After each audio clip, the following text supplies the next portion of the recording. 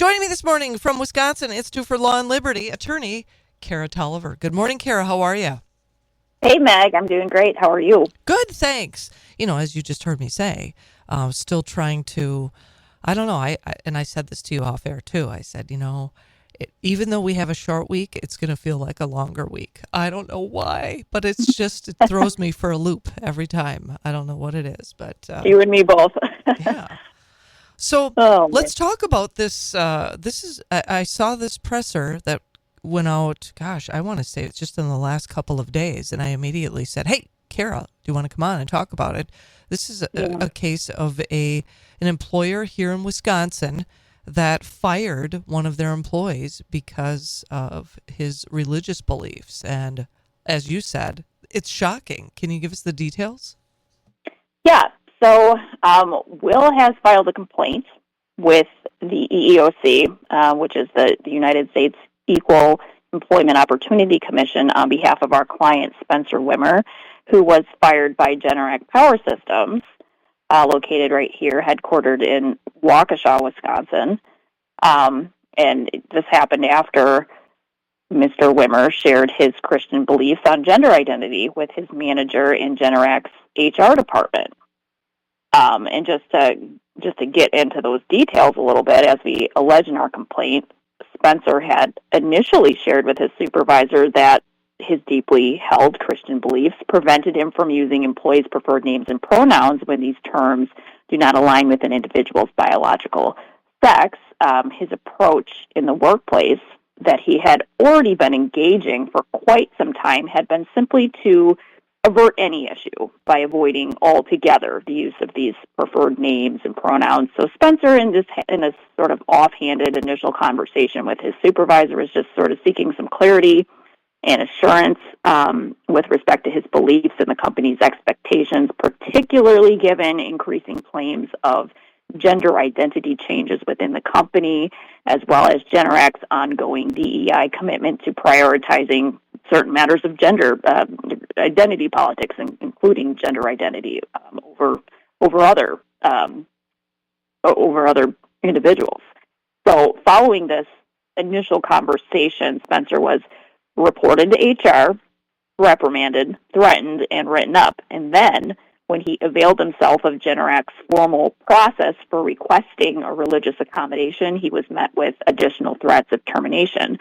Ultimately, the company denied Spencer's repeated requests for a religious accommodation that would simply allow him to maintain his religious convictions while remaining respectful of others, and then less than 2 weeks later, Generac terminated him without further explanation. What's more, Meg, they refused to allow him to collect his personal items before being physically escorted off the company's premises, and then they returned his personal belongings from his office workspace, including his personal Bible, badly damaged. What? Yeah. Oh my gosh. Yeah. Like the Bible came back with what looked like, I can only really describe them. The surface is totally like punctured, and there's other markings and scratches, and it's like there's actual water damage on the Bible. Seriously like a water rig shocked. that looks like it's been used as like somebody's personal coaster. Wow. We have the pictures online, so Yeah. it's not. It's crazy. How does that happen? I don't know. That's how the Bible came back to him, though. But we believe that Generac displayed a lot of bias and hostility toward Spencer's religious beliefs, including everything from the discipline, the denial of the reasonable accommodation, and of course the termination, and that these actions all constitute religious discrimination under Title VII of the Civil Rights Act of 1964. So our complaint filed with the EEOC is the first step in securing for Spencer and so many others, frankly, the right to be free from religious discrimination in the workplace. So I'm tripping over my words this morning. The complaint that was filed with the EEOC has Generac been made aware of it at this point? Or, have they responded in any way? Have they made any attempt to rectify the situation, or are they standing behind what they did? I believe that I'm not sure exactly what's EEOC's, how long it will take them to. I know that EEOC has received our complaint. It's on their docket, and then I think usually their next step is to probably reach out to the employer, make them aware, potentially give them a chance to respond.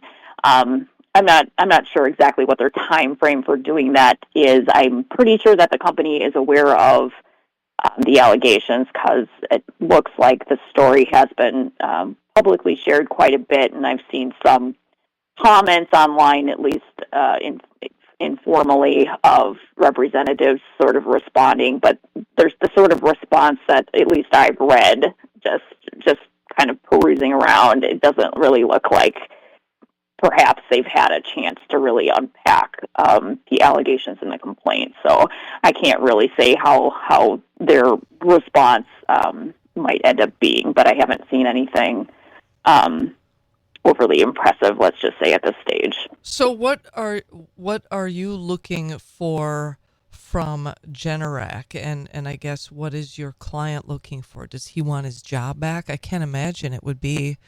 I mean, it's likely going to be a hostile environment for him. Yeah, and that's exactly right. I mean, he ended up this situation, which went on for about a month from, the initial conversation that he had with his supervisor throughout the repeated run-ins with HR and the denial of his religious accommodation and the sort of, he literally tried to engage this company, as we allege in our complaint, multiple different times. Even after his religious denial happened, he tried to go back in and seek clarity because the denial letter actually said, we can't accept this because you are misgendering people. And he's like, no, I'm not misgendering people. I'm not engaging with this at all. Like, I'm totally respectful of people. Nobody has ever complained about this. Nobody ever complained about him. This was a non-issue, right? And they just refused to, engage with him and work with him at all on this. So actually what ended up happening is he put in his 2-week notice initially because of the environment. Like you mentioned, it was, not a good feeling to, not a positive or supportive environment. And he had, had all of these conversations. He had been told he had to refer to people in a particular manner using their preferred names or pronouns, and that he would face, additional discipline, including termination if he did not. So he was just between a rock and a hard place. He couldn't continue to avoid the use of pronouns because they explicitly said he could not do that. So, so he ended up giving his notice and then, sort of sought out, did some reading and a little bit of research and begun to come to a possible thought that he might have some legal rights in the workplace and, not wanting to give up the last, 5 years of his career where he thought he would have a long-term career and had been doing really, really well and was, for all intents and purposes, a model employee. He tried to talk with his supervisor again and say, hey, I'd like to, rethink my 2 weeks. I'd like to stay on. And in response to that, the employer said, no, and we're not giving you 2 weeks. You're fired today. Whether it was like what we call a constructive discharge, where it's just so hostile that the employee, just feels like they need to leave, they're constructively terminated, we call that, or whether you want to look at it as an outright firing. Both things happened here, as we allege in our complaint, and our goal is really just to ensure that Spencer's rights to be free from religious discrimination in the workplace is vindicated. I think it's unlikely that he would want to go back to this kind of environment, but that doesn't mean that we can't ensure that a company is still not allowed to go on doing this just because there's disagreement on a religious view. I shouldn't make light of this, but I think that there is a gender neutral way that you can address someone. All the time I've got friends that call me dude. So, I know that usually is a term used to describe a male, but it's really I mean, I guess as we were talking off air, this entire situation it truly is shocking Hmm. that I mean, because I would imagine that he probably your client probably, if he were to encounter someone who has a mental disorder and thinks they're the opposite sex, I mean, I would imagine he would just say hello. And I mean, what's so wrong with not? I don't know. It's really peculiar to me that Yeah, it seems almost childish to me the way that they have, the way they right. force this issue. It was very unnecessary, very inappropriate, especially given that, I mean, he had already been engaging his approach. It wasn't hurting anybody. Nobody complained about it. The purpose of his initial conversation, had he not even brought it up at all, I'm not sure that, maybe it would have come to light in a different way, down the road some. But, I mean, I think it was just having this initial conversation because, I think it was, he had been doing this approach, as I said, so there was a few different claims of gender identity changes in the company, and he had some colleagues having gone through this before, and it was sort of preceded by yet another one of these that was brought to his attention, and so, it was just a regular response of seeking a little bit of clarity at that point, and, against the context of the company's ongoing DEI commitments, where he did not feel prioritized as, frankly, a white Christian male. So, yeah, you're totally right. The situation was unnecessary, very inappropriate.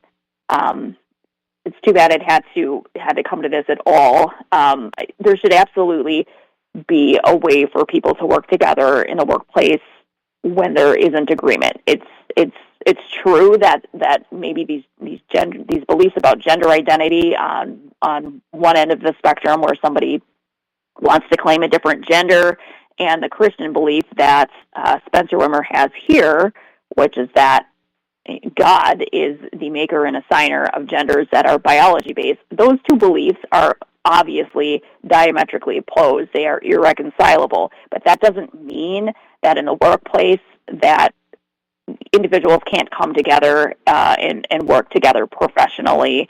There's got to be a way to do that, because there's lots of things that people don't agree on. This is just one of many things. Spencer's proposed accommodation to just avoid the issue and not use preferred names and pronouns would have taken care of the issue just fine. It had already been demonstrated to be not an issue. He should have been simply just refraining at all shouldn't have caused an issue.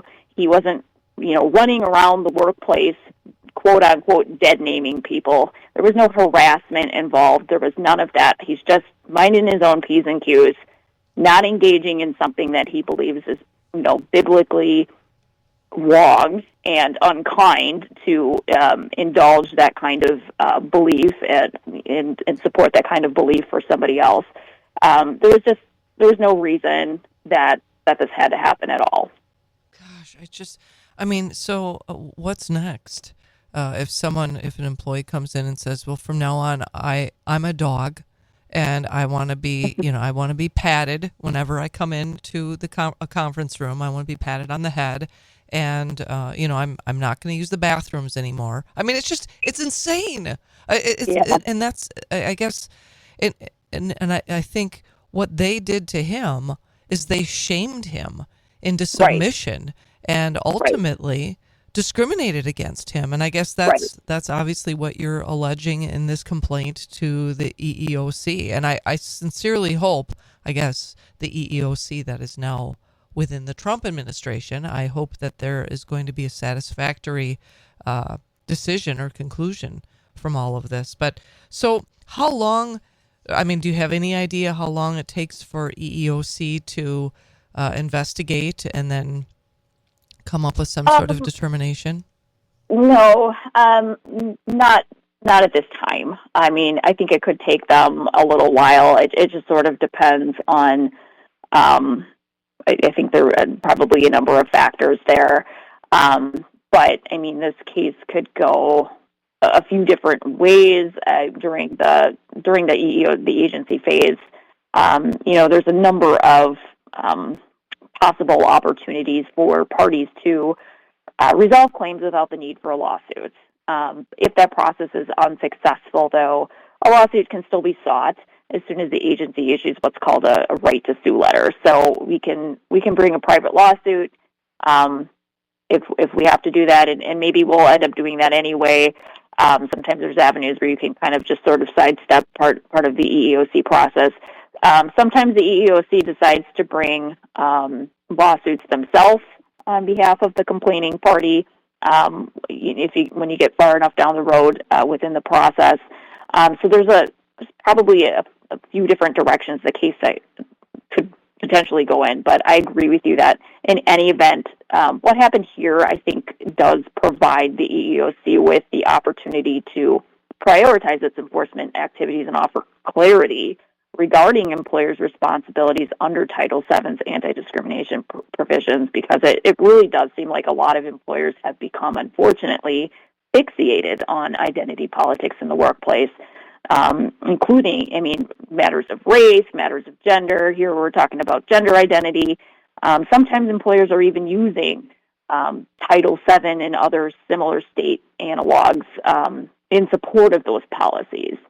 But, Title VII doesn't require employers to institute gender affirmation policies, but it does specifically prevent employers from religiously discriminating against their employers. So I think that, it's also crucial to keep in mind that even where you have Title VII, imposing some duty on employees to address things like gender identity discrimination. Obviously, we don't want people running around the workplace and harassing people for any reason, but we don't want to forget about the fact that none of the obligations that might touch on gender identity discrimination are going to supersede or eliminate Title VII protections against religious discrimination and the fact that religious discrimination is illegal.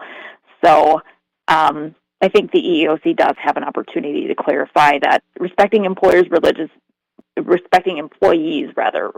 beliefs against compelled gender affirmation policies, like Generac in this case, doesn't require gender harassment in violation of Title VII or anything else. I'm still just maybe speechless about his personal Bible being damaged. And that's not, it's not, and I have a personal Bible as well. And it's not as if those can be easily replaced, especially if they're well used and you have lots of, notes in them. And I've got all kinds of stuff in my Bible, and I would imagine that that's the case with him. But for someone to go out of their way to damage his personal property, let alone a Bible. Hey, listen, I wouldn't want to mess with God that way. And whoever is responsible for that, I don't know. There could perhaps be hell to pay, so to speak. Yeah, it's unclear. All of his items arrived in a far too large box that he was dilapidated upon arrival, and it's like, why would the few items that he had be put in this far too large box? But it's surely, I don't know how water gets all over. I don't know how that water ring develops, on the surface of it like that. I don't know how the moisture damage happens. So, more to come with that. I guess we'll find out whatever the company has to say about that. But it's a really bad look. Yeah, absolutely. Well, and it's, I guess what's most disappointing is that this is a really large Wisconsin-based company, and it would be really, well, it would be interesting to hear from management or ownership or stockholders or whomever, and to get their point of view and their,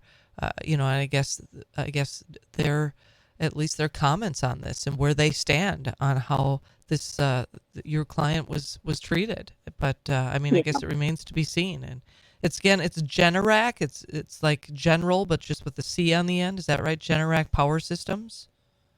Yeah, and yeah, as you mentioned, it is one of Wisconsin's largest and fastest growing companies. It's headquartered in Waukesha, Wisconsin.